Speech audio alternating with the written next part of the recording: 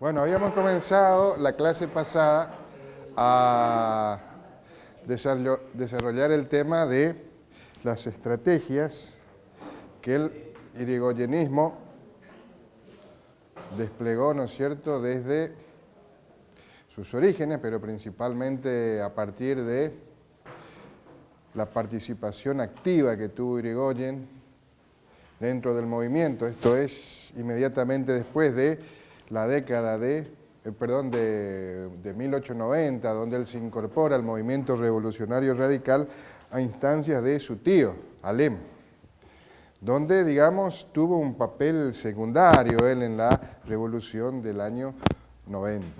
En cambio, a partir de la revolución del año 93, fue él prácticamente quien pergeñó el movimiento, le dio el sentido, la organización y motorizó, digamos, de tal manera que el levantamiento tuvo una gran importancia al punto de que, bueno, preocupó muy seriamente a las autoridades de ese momento. Bueno, vamos a hacer mención nomás a lo que habíamos estado viendo, las diferentes estrategias. Habíamos hablado de una primera estrategia económica que fue la que desplegó Irigoyen, vamos a decir, desde el año 1880, 1890, cuando él se aparta de la vida política para dedicarse a sus negocios particulares. De la vida política activa, vamos a decir. En fin, donde merced a su condición de diputado por el Partido Republicano,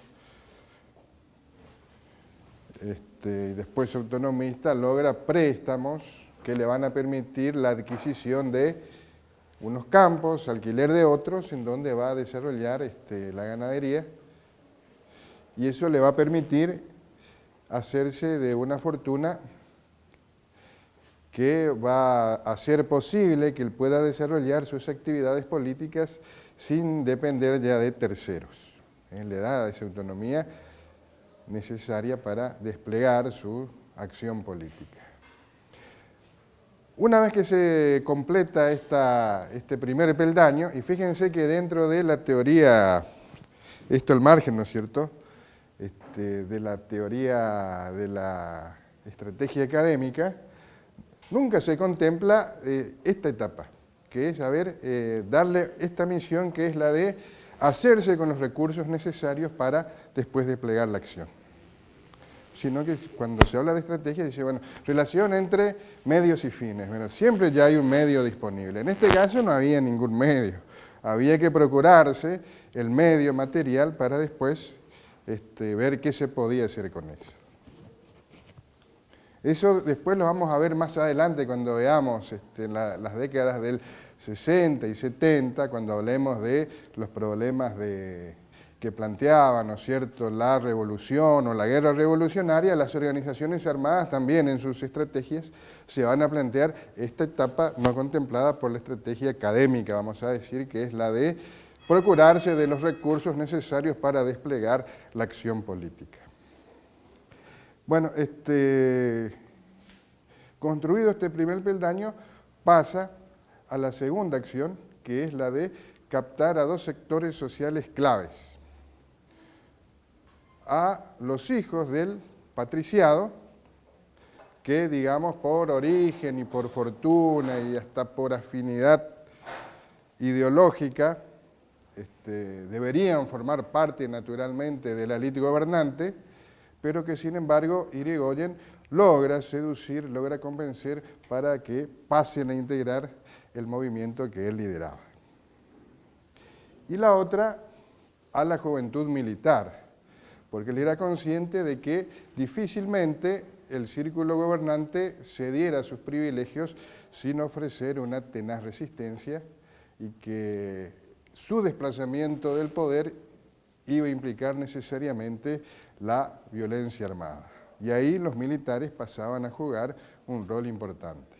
Ya habíamos dicho de que la participación militar se incrementó de la revolución del 93, que estuvo centralizada en la provincia de Buenos Aires, la de 1905, que ya tuvo carácter nacional y donde la participación de los regimientos fue muy importante. Pero con la salvedad de que, a diferencia de la Revolución del 90, en donde no hubo, vamos a decir, una unidad de mando, Irigoyen sí supo controlar sus revoluciones y tenía las cosas bien en clara, en donde la acción militar estaba directamente subordinada a la línea política que fijaba el movimiento revolucionario, en este caso él. La del 90 careció de ese principio que Perón solía citar mucho, unidad de concepción para unidad de acción. Cuando se pierde esto, las cosas ya comienzan a encarrilarse mal. Eso después lo vamos a ver cuando veamos la Guerra de Malvinas. Cuáles son las consecuencias de este tipo de situaciones. Bueno, y después las otras estrategias que fueron la de la intransigencia política, el de no ceder un ápice a los principios que sustentaban el movimiento en ese momento, la abstención, es decir, la no participación en la vida política electoral para no darle un sustento al fraude que se operaba en ese entonces, para no darle legitimidad al fraude, y la vía revolucionaria. Y habíamos esbozado dos cuestiones acerca de la estrategia del secreto. Recordarán ustedes que habíamos dicho que Irigoyen, durante todo el periodo que lo va a tener como protagonista antes de llegar a la presidencia, se había ocupado de ocultar primero los orígenes del movimiento radical, del radicalismo. Y en segunda instancia, no explicitar cuál iba a ser el programa de gobierno que iba a tener el radicalismo una vez que alcanzara el poder.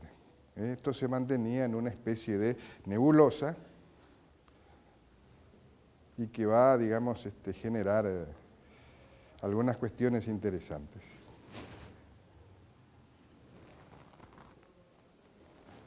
Bueno, la primera de ellas.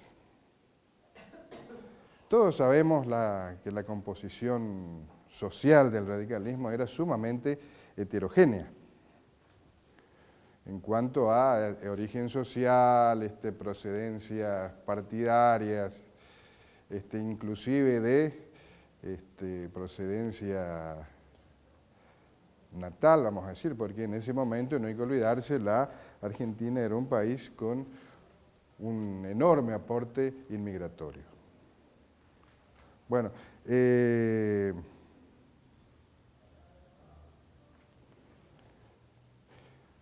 Cabral en su tesis le atribuye este ocultamiento a los orígenes del radicalismo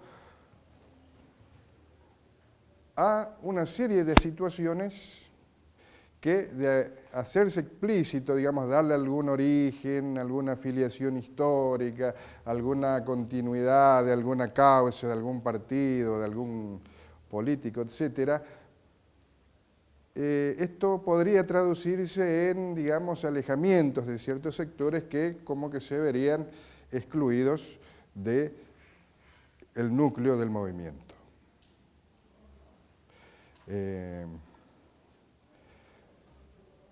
¿Era esto una consecuencia, vamos a decir, se pregunta Cabral, de un conocimiento no muy claro de la historia y las trayectorias políticas que había vivido la Argentina hasta ese momento? Dice él, no, todo lo contrario. En parte, el propio Irigoyen era la encarnación de esa historia, desde, digamos, la caída de Rosas, la organización nacional y después el predominio de Buenos Aires sobre el ya exangüe Partido Federal a partir de la derrota de Pavón y el ascenso del mitrismo, ¿no es cierto? Entonces dice, no, él había vivido eso en carne propia, en familia. Él formaba parte de esa historia. Así que no era un desconocimiento de lo que había vivido el país, ni mucho menos. Pero como habían sido hechos relativamente recientes, habían quedado abiertas muchas heridas que, digamos, un posicionamiento claro, determinante sobre esa cuestión, podía generar una especie de divisoria de aguas dentro de el radicalismo. Eso por un lado. Y otro, la composición de la población de la Argentina en ese momento, donde los extranjeros o hijos de extranjeros de primera generación constituían casi la mitad de la población del país. Estas cuestiones de la historia política más o menos reciente del país les resultaban extrañas. Es decir, no había motivos para que ellos hicieran carne lo que había pasado en Argentina antes de que ellos hubiesen arribado. Y meterlos en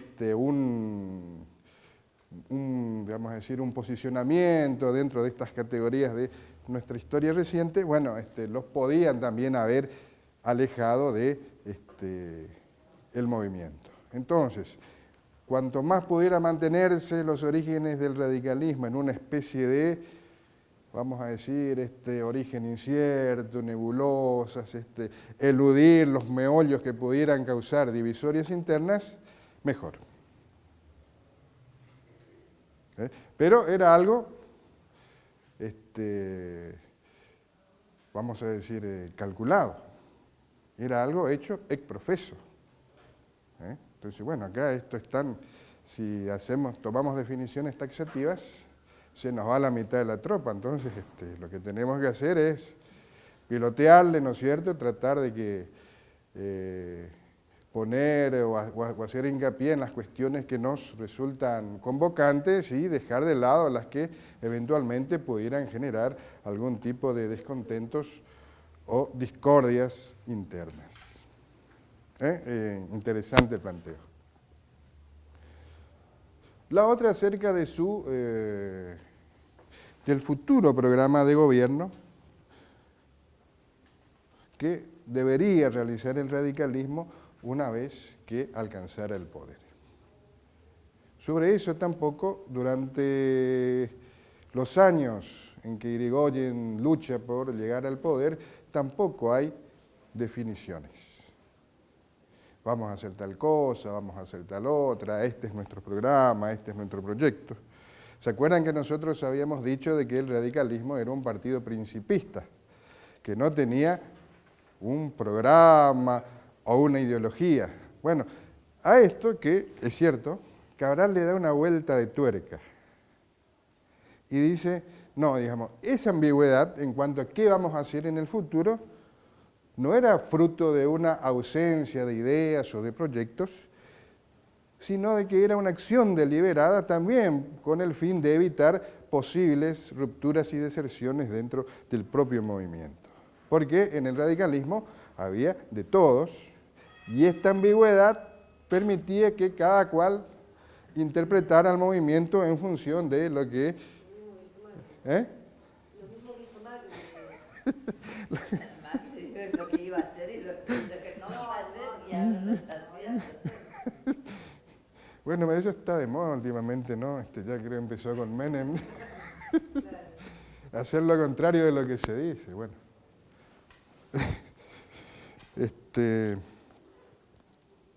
Claro, y en el análisis que hace Cabral de los discursos y proclamas que escribió Irigoyen con motivo de la Revolución del 93 o la Revolución de 1905, no solamente que le esquiva al bulto la cuestión de los orígenes, sino también a ¿para qué queremos el poder? El poder. Y sí, cuestiones generales donde todos estaban de acuerdo, porque ¿cuál era el eje convocante? Digamos, en este sentido, para usar una imagen popular, lo que unía a los radicales antes que el amor era el espanto, ¿no es cierto? Todos estaban en contra de ese régimen, pero nadie tenía perfectamente en claro qué iba a pasar después cuando se llegara al poder. Bueno, hay un caso que yo me voy a tomar la libertad de citar textualmente, ¿no es cierto?, unas cartas que ha puesto Cabral con motivo de un debate que se va a originar entre el presidente del Comité Nacional del Radicalismo, allá en 1909, el doctor Molinari, que renuncia a su cargo precisamente porque no tenía en claro cuál era el programa de gobierno del radicalismo. Molinari era un liberal, ¿no es cierto? Y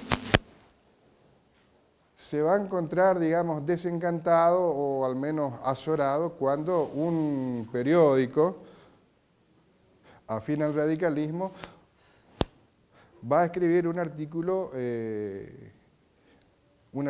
proclive a el proteccionismo económico. Y Molinari, como buen liberal, dice, no, ¿cómo Entonces dice, bueno, ¿cuál es el programa acá, en definitiva,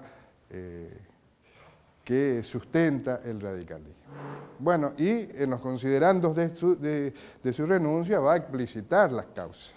Bueno, yo quiero saber, porque hasta ahora, mientras estuve en el radicalismo, nunca supe cuál era el programa de gobierno que vamos a desarrollar. Lo que sí está claro es qué es lo que no queremos y que Irigoyen es el jefe, es lo único que está claro, dice. Pero el resto, ¿qué pasa con el resto? Si ustedes me permiten, yo, como ya estoy chicato,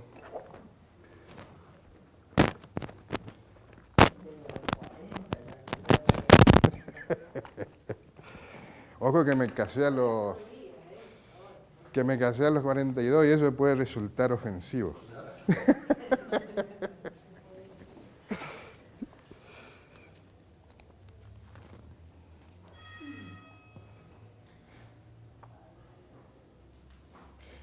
Bueno,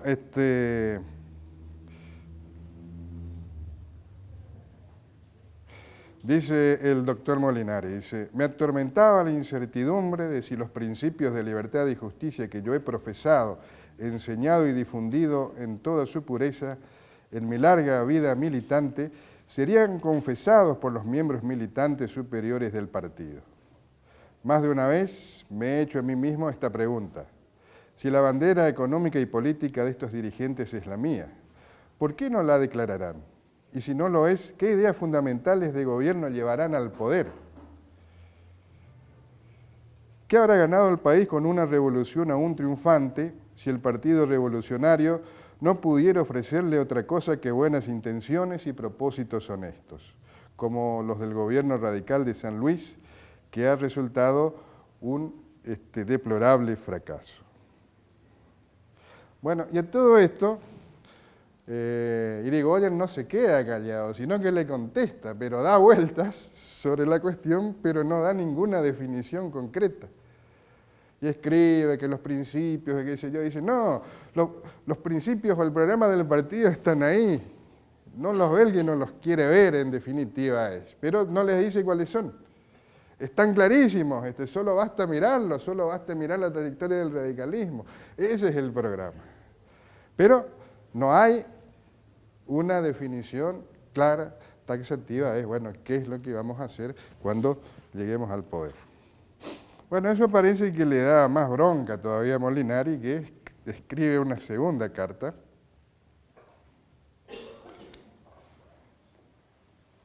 y se ve que cada vez estaba más enojado porque cada vez era más incisivo en los argumentos, ¿no es cierto? Dice,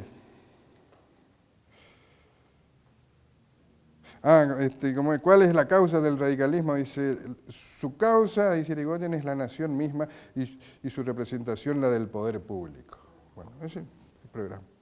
Molinari dice, bueno, eso no me dice nada. Y vuelve a la carga, dice. Hay que organizar el partido con arreglo a las bases de la Carta Orgánica. Después será necesario darles objetivos y convicciones. Lo primero para que se sepa a dónde va y lo segundo para que vaya unido, con el único vínculo indestructible, el amor a las ideas. Una agrupación política que no sabe a dónde va ni cómo va y cuyos afiliados no tengan otra vinculación que la obediencia o sumisión incondicional a las personas de sus jefes o caudillos, no es un partido, sino una conjunción ocasional de descalificados de la civilización política, incapaz de toda acción eficaz en el sentido del bien y el progreso. Tales conglomerados no valen ni lo que la suma de sus elementos componentes, porque estas son fuerzas antagónicas que se destruyen a sí mismas. Dice, continúa, ¿no es cierto?, el doctor Molina, dice, nuestra cohesión la constituyen o la simpatía de un caudillo o la animadversión al adversario de éste. Las ideas no entran para nada en nuestras determinaciones. Somos individualistas y socialistas, federalistas y unitarios, liberales y conservadores, creyentes y descreídos ateos. ¿Qué vínculo nos une entonces?, se pregunta Molinari. En la actualidad no tenemos más que este, el odio a la camarilla gobernante. Todos nuestros discursos lo respiran. Entonces dice, bueno, ¿qué es? Somos de todo, porque se daba cuenta de que el radicalismo era una composición de lo más heterogéneo.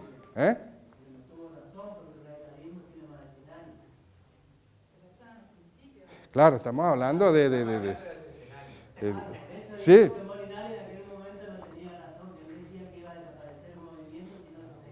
Claro, él digamos...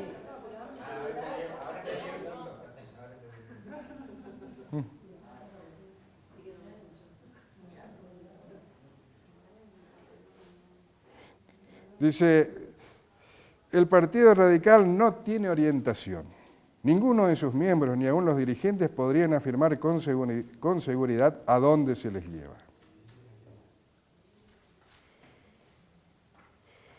Bueno,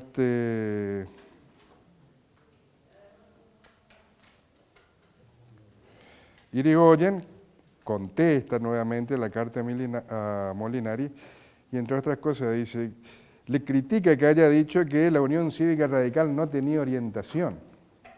Entonces su argumento es, dice, a semejante sarcasmo, que no lo debió escribir nunca, ni por usted mismo, le responde la historia de 30 años de sucesivas, múltiples y superiores manifestaciones. No es posible pretender que un movimiento de opinión que tanta savia contiene y tanta fortaleza ha demostrado, concluya por resultados contraproducentes. Todo juicio que así se haga sería contrario a la lógica de la razón y a la naturaleza misma de las cosas. No dice nada. Da vueltas, da vueltas. Molinari le vuelve a contestar porque tampoco le dejó satisfecho. No, estaba envenenadísimo.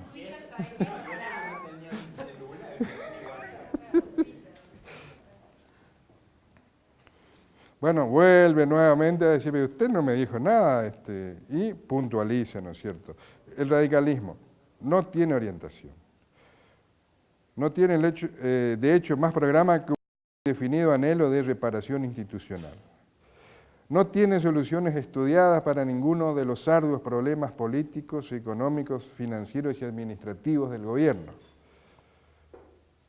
Y después dice, he demostrado que el Partido Radical no tiene ninguna orientación ni en sus medios de lucha, ni en sus fines, que tal como usted lo dirige y como él, bajo la inspiración de usted, entiende su programa, no sabe a dónde va ni cómo llegará un día a la tierra de promisión que usted les ofrece. Bueno, le vuelve a contestar Irigoyen nuevamente. Tal es el estado actual de la República y extraviados viven los que piden programas de gobierno a la causa reivindicadora. Como exigencia legal o como sanción de justicia, me hace el efecto del mandatario pidiendo rendición de cuentas al mandante o el reo interrogando y juzgando al juez. Será lo mismo que pretender el ejercicio de instituciones que no se han fundado o la aplicación de una constitución que no se ha hecho. Bueno, entonces dice, no, pero ¿qué está preguntando usted? Esto es como si el reo le interpelara al juez o qué sé yo, es algo sin sentido, es algo absurdo, esto que usted me pide aclaraciones sobre cosas que están claras. Que de hecho no la estaban, ¿no es cierto? De hecho no la estaban. Bueno, y así sigue este contrapunto que se va a terminar de la misma manera en que empezó. Uno que quería dar explicaciones y precisiones y otro que no las daba. Bueno, y nunca, digamos, lo interesante del caso es que el programa de Irigoyen nunca quedó dado en una manera explícita, digamos, una vez de que entra en la campaña electoral, después de cuando se reintegra la vida electoral, en el programa de gobierno, etcétera. No figura, digamos, el pensamiento, la convicción íntima que tenía Irigoyen acerca de las cosas que debía hacer en el gobierno. Dice Cabral, bueno, eso que no lo dijo por escrito y que lo ocultó deliberadamente durante muchos años, lo va a ir explicitando en acciones de gobierno, en cuestiones concretas. Entonces pone algunos ejemplos de que Irigoyen sí tenía un pensamiento, un programa perfectamente coherente. Dice, bueno, Irigoyen era un firme partidario de la participación del Estado en la vida pública, fundamentalmente en la economía. Y en esto se apartaba del ideario liberal, ¿no es cierto?, donde el Estado es neutral. El Estado es una especie de mal necesario que tiene que estar ahí para asegurar que nadie vulnere las libertades. Bueno, lo va a hacer en un debate o en un proyecto que manda para impedir que los ferrocarriles que estaban todavía en manos del Estado pasaran a quedar dentro de órbita de las empresas ferroviarias privadas. Había surgido un proyecto de ley en donde se proponía fusionar, digamos, a los ferrocarriles privados con los ferrocarriles públicos en una compañía mixta. Lo que no se decía es que el sector privado iba a tener el paquete accionario de la nueva compañía y por ende iba a fijar las políticas que seguía, vamos a decir, la nueva compañía. ¿Y cuál fue el argumento al que va a apelar Irigoyen para oponerse a ese proyecto? Donde dicen que el principio, vamos a decir, de las compañías privadas era muy diferente a las que regían a las compañías que estaban controladas por el Estado. Mientras que por uno estaba la rentabilidad, por el otro estaba el fomento, digamos, a la integración territorial, a las comunicaciones para facilitar el desarrollo de áreas postergadas hasta entonces justamente por la carencia de una infraestructura que las permitiera vincularlas con los centros económicos del país. Entonces, bueno, para eso tiene que servir el ferrocarril. Entonces, el Estado necesariamente tiene que estar ahí. No puede dejar todo al arbitrio de empresas que solo buscan la rentabilidad. Porque está claro, ¿no es cierto? No van a haber... Era absolutamente claro y coherente, digamos, era una concepción clara, precisa, de acerca de cuál es el rol del Estado. Ya no es el Estado, como les decía, árbitro o que se mantiene al margen. No, es un Estado que tiene una participación activa. ¿Se podría decir que ahí nace como una visión del Estado distinta? Sí. Un quiebre, digamos, entre el Estado... Sí, ya digamos, claro, no hay que olvidarse de que Irigoyen gobierna con el Parlamento en contra, y esto, digamos, van a mitigar o directamente van a frustrar muchas de las iniciativas impulsadas por el gobierno. Algunas van a quedar a media agua nomás. Bueno, la otra es acerca de los recursos petrolíferos. Ustedes saben que en 1907, si mal no recuerdo, se había descubierto en la Patagonia petróleo, Comodoro Rivadavia, en fin, y habían surgido otros yacimientos muy importantes. Y de donde un recurso que hasta ese momento, digamos, no había sido tan importante, pasa a constituirse en un recurso estratégico. porque, vamos a decir, la movilidad, ya sea por camiones, automóviles, motonaves, etcétera, requerían del petróleo para la fabricación de los combustibles necesarios. Bueno, ya en el año 16, que es cuando se plantea la necesidad de la constitución de una compañía nacional, Irigoyen plantea claramente de que este recurso en particular tenía que tener un tratamiento y un estatus especial distinto a los demás minerales que estaban contenidos en el Código Minero, por su carácter estratégico. No, esto amerita otra ley distinta que le dé un tratamiento distinto al petróleo de los demás minerales. Y hace especial hincapié en la necesidad que tiene el Estado de ejercer un papel decisivo en la obtención, elaboración y distribución de este recurso. Yo he leído por ahí, ustedes saben de que un aliado fundamental que supo tener Irigoyen en esta cuestión de YPF fue el coronel Mosconi en su momento. La anécdota decía de que Mosconi fue el primer jefe de la aviación de ejército que hubo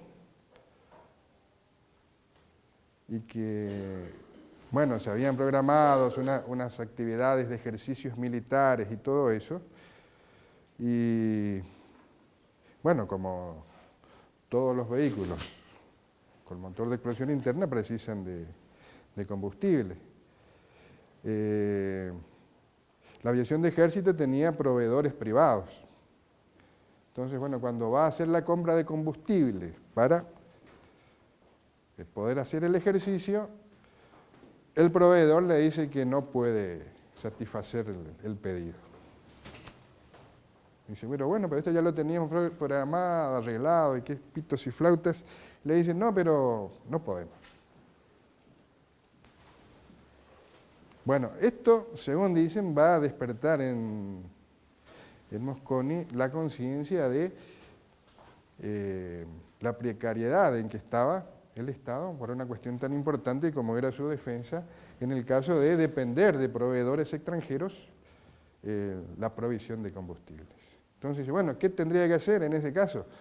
Bueno, expropiar la producción, lo que ya le iba a traer un conflicto con el país de origen de la petrolera, que era, digamos, el proveedor del Estado. Entonces, no, el Estado tiene que tener. Y además, no solo eso, una empresa que regule, que sirva para regular los precios del combustible en el mercado, que de alguna manera tenga la capacidad de otorgar un precio testigo, que a la hora de competir las demás empresas, digamos, tengan que, por una cuestión también de no perder mercado, ajustarse a los precios testigos que establecía esta empresa. Lo cual, digamos, es muy importante. Hace pocos días, y esto les comento al margen, estuve viendo a propósito del tema habrán escuchado ustedes de este pesquero chino que fue hundido en el mar argentino. Y bueno, y que fue hundido por un barco de la prefectura. Entonces fueron a entrevistar a un señor ahí. Le dice, ¿por qué la prefectura y no la Armada? Dice, no, lo que pasa es que la Armada no tiene buques operativos actualmente. Dice, tuvo suerte este barco, dice, porque agarró un pesquero que no tiene mucha velocidad, porque para pescar calamares no hay que moverse, dice, le ponen unas luces que atraen al bicho y ahí con redes lo van sacando. Entonces no necesita mucha velocidad para desplazarse. Pero ningún patrullero de prefectura puede capturar a barcos que pescan otros peces o que hacen pesca de arrastre, donde ponen, qué sé yo, enormes redes y van arrastrando. Son barcos con motores de mucha potencia. Y agarrarlos a eso es muy distinto. Dice, hay que tener buques ya preparados, como en este caso buques de guerra, que tenía la Armada. Dice, la Armada tiene, pero no se pueden mover.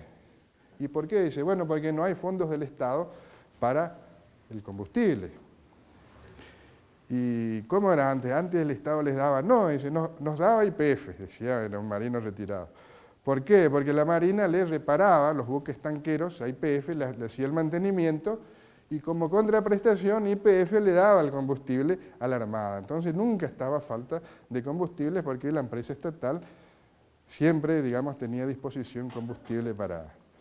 Pero bueno, después que se privatizó YPF y todo eso, bueno, ¿dónde arrancan estas concepciones acerca de esta cuestión de tener una empresa que maneja un recurso estratégico como ser el combustible? Bueno, justamente con Irigoyen. Con Irigoyen. ¿Qué decir? Porque en el Parlamento había voces que se oponían tenazmente a, bueno, que el Estado tuviera algún tipo de participación en el mercado, porque venía a contrapelo de todas las ideas hasta ese momento en boga, ¿no es cierto?, el liberalismo. Si bien ya, digamos, había un liberalismo que estaba en un marco de crisis general en Europa, como consecuencia de la guerra y todo eso, ya habían cuestionamientos serios. Bueno, y finalmente, para terminar, la otra demostración que dice Cabral de que Irigoyen tenía un programa político claro y coherente, van a ser las políticas sociales que van a impulsar desde el gobierno. Entonces dice la jornada laboral de 8 horas,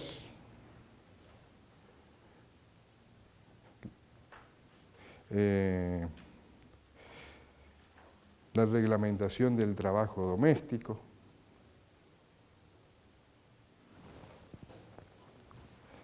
la prohibición del aumento de alquileres, así de manera arbitraria, ¿no es cierto?, por parte de los locatarios, que no se pudieran embargar los sueldos a los trabajadores. Quiso avanzar también sobre una legislación laboral que no tuvo tratamiento en el Parlamento, porque el Parlamento era, digamos, del signo contrario. Y hay algunas otras que se me están pasando. Pero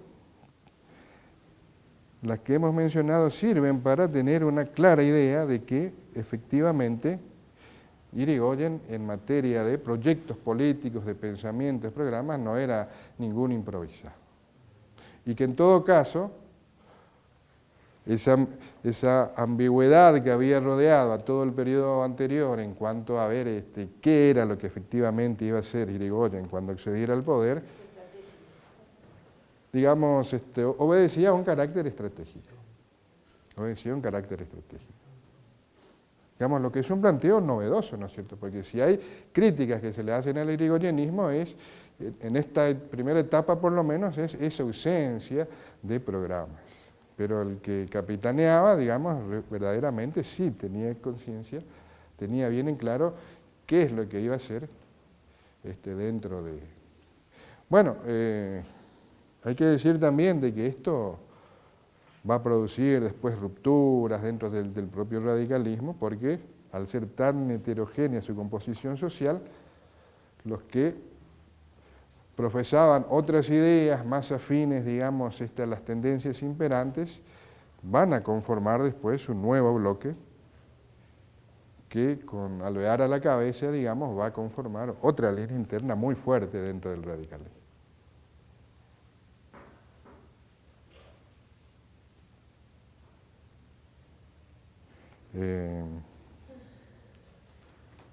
Bueno, de todas maneras, que un partido político tenga un programa claro no es garantía de que eso se va a cumplir, digamos.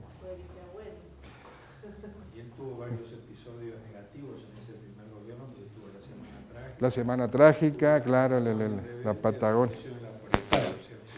Sí, fue muy convulsionado, sí, sí.